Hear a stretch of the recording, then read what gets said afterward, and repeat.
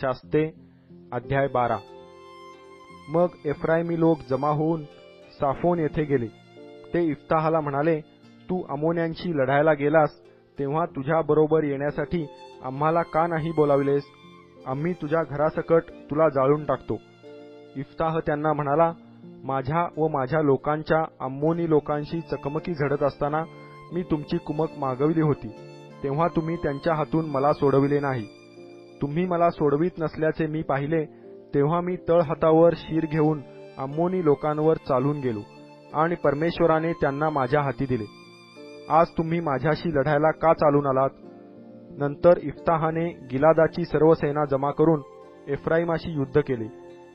गिलादाच्या सैनिकांनी एफ्राईमाचा पराभव केला, कारण ते म्हणत होते, एफ्राईम व मनश्शे यांच्यामध्ये राहणाऱ्या गिलाद्यांनो, तुम्ही एफ्राईमातून आलेले पळपुट्टे आहात. गिलाद्यांनी एफ्राईमी लोकांना अडविण्यासाठी यार्देनेचे उतार रोखून धरले. कोणी एफ्राईमी पळपुट्या त्यांना म्हणे, मला पलीकडे जाऊ द्या.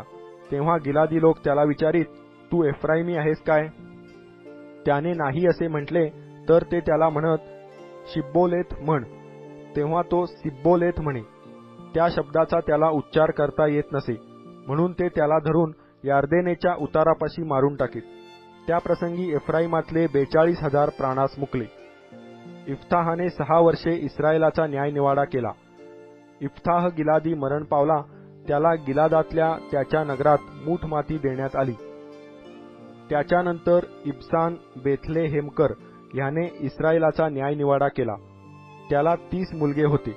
त्याने आपल्या 30 मुली परगावी देऊन टाकल्या होत्या आणि आपल्या मुलांसाठी त्याने परगावाहून 30 मुली आणल्या होत्या.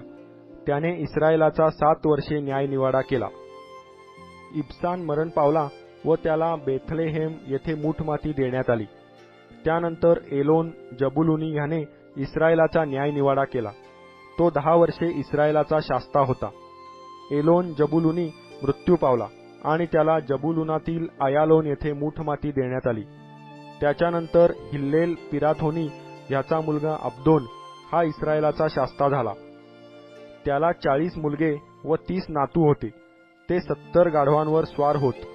त्याने 8 वर्षे इस्रायलाचा न्यायनिवाडा केला. मग हिल्लेल पिराथोनीचा मुलगा अब्दोन मृत्यू पावला. त्याला एफ्राईम प्रांतातील अमालेक्यांच्या डोंगराळ प्रदेशात पिराथोन येथे मूठ माती देण्यात आली.